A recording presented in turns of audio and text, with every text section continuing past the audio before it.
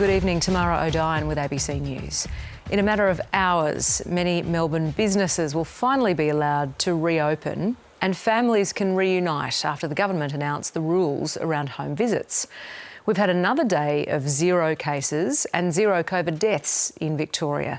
Those figures have seen Melbourne's 14-day average plummet to just 2.8, and it's now 0.2 in the regions.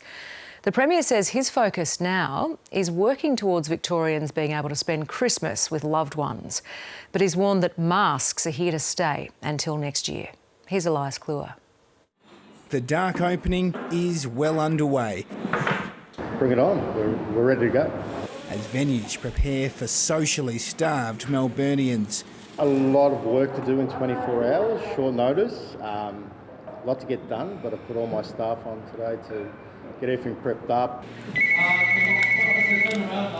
Good afternoon, Prince Alfred. Michael speaking. Phones are ringing off the hook at the city's pubs and restaurants. I think this week in particular will be non-stop. The whole Melbourne's just itching to get out. Signs of life are again emerging on Melbourne's high streets, where retailers are preparing to open their doors.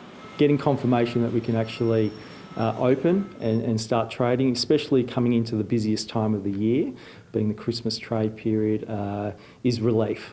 The reopening comes off the back of more good news. Another day of 0, the first time Victoria's seen 2 days in a row with no new cases since the 5th and 6th of March. Double Donut Day is terrific. But as I say, it's a milestone. It's not the end. But it is the end of a total ban on home visits. From midnight tonight, 2 adults and their dependents can visit one other Melbourne household, but it's only 1 visit a day with no time limit. So after that, the visitors and the people living in the house cannot see any other Melburnians unless it's outdoors.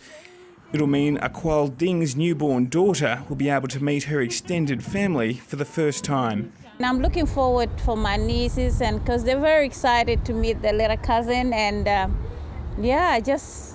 the thought of it is really bringing me joy. But it's been a long few months disconnected from the people she loves. Didn't have the family support and my friends coming around and helping out, physically, was a bit challenging. There's some semblance of normality returning to a city that's been effectively locked down for 110 days.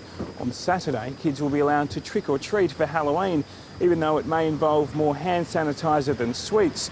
And perhaps scarily for some, the Premier says the masks will stay on until the end of the year and possibly into next year. I know it's frustrating. I know that no one particularly enjoys wearing a mask.